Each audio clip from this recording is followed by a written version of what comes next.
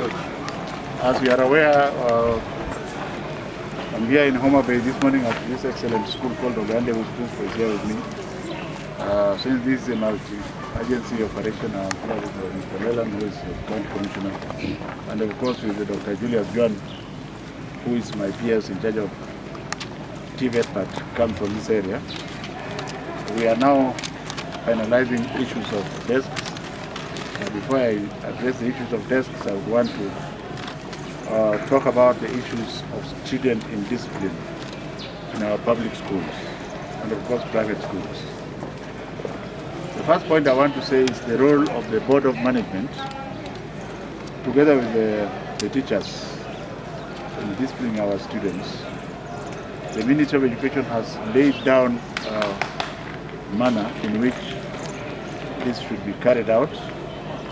I would want to encourage the Board of Management to be very swift and to be proactive in what they are doing. Of course, I have the principal of Ogande here, so she's going to tell her colleagues what we are discussing. But as far as teachers are concerned, teachers are empowered by government and by legal statutes to carry out their duty in an environment that is safe and secure. I would want them to be proactive because I keep getting baffled that many buildings are happening and they say we don't know how the fire started. You have absolute capacity to know how the fire started. You shall insist on your teacher on duty when the children are going to prep that it will go and inspect the buildings 100%. And if any boy leaves to go to the toilet, the teacher in charge of prep should follow him or her to find out what they are doing. And when you suspect something, you should be very swift because we shall not allow, read my lips, the government will not allow our students to behave like rogues. Second point I want to make is that the Ministry of Education is now in discussion with the Director of Criminal Investigation Department to actively track these offenders. Let them be warned that we are creating a record and database which will follow them for the rest of their lives. They are not completely insane because they are not burning their own houses at home. So if you, in our culture, a house is something that is alive as a spirit and body. And we never used to burn houses. Where this nonsense has come from. If you want to burn, go and burn the one that belongs to your mother and father, so that they can deal with you there. Don't come and burn houses that have been built by government. So be aware that from now on, we are developing, in fact I was speaking to Wanakinoti yesterday, we are actively developing a database which shall be used to track you down. Don't forget we now have a Huduma number. So that small moment of passion will follow you for the rest of your life and will affect you for as long as you live. Third point I want to talk about is, it is actually true that our children, some of them, are abusing drugs and substance. And in this category, we have simple things like cannabis sativa, including alcohol. And for this period that they were at home, they had unfettered access. And perhaps they are smuggling this to schools. Because you can't understand why a child should say, well, let me burn this building down because I can't watch Maria. That's one of the most stupid ways of thinking. If your child is like that, then you have totally failed as a parent. We had excellent programs during our own time, like Rohide, but it was during study time. And we used to go to class to study because tomorrow was better.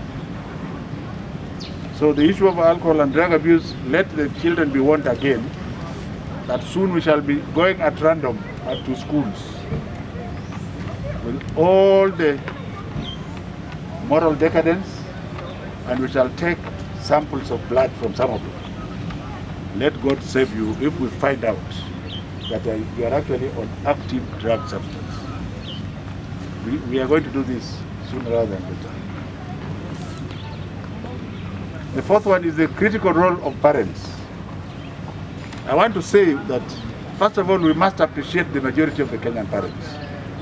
that despite the fact that they wake up early and come back late, they have brought up a larger number of our children to grow up with respect and decadence, more in such a manner that the children can think and distinguish what is wrong from what is bad, and can give themselves and deny themselves certain things. So the majority of the children are okay. But then there are those parents who do the exact opposite. A child needs your time, not your money. A child needs your time, not your money. They spend most of the times in bars or in groups, leave the house in the morning and come after the children have slept. So the child is allowed to do everything, and they hope that when they drop this child at school, then the teacher will have magic to control this child. Can we stop being unfair to our teachers? And we are going to protect our teachers with all the energy that the government has. Don't even try to go there. Don't try to intimidate us, because we are not intimidatable. For those parents, it is entirely up to them to start bringing their children up. In fact, I was amused. When a child is expelled for indiscipline, you are going to court.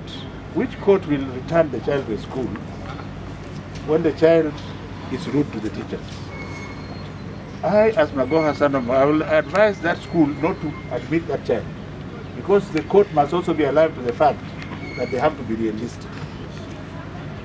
If a child has been expelled, the child can appeal. We love children, and all we would want to see is that a child has moved back and is falling back on track.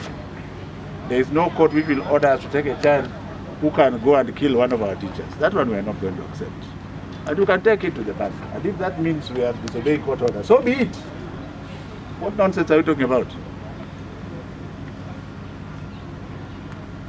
The fifth thing, which has to be very, very clear, as these children choose to destroy government property, which has been built with taxpayers' money, is that when they burn a building and destroy property, it is the parents that shall repair and rebuild those buildings. So if they think their parents have a lot of money to do so, that's fine. If they want, they can destroy the whole school and stay at home until such a school is rebuilt again. And I want to instruct my head teachers very, very clearly here that you do not readmit a child that has been expelled from another school or from a school that has been closed because the school has been burnt out. That child may come and burn your own school. Are we together here?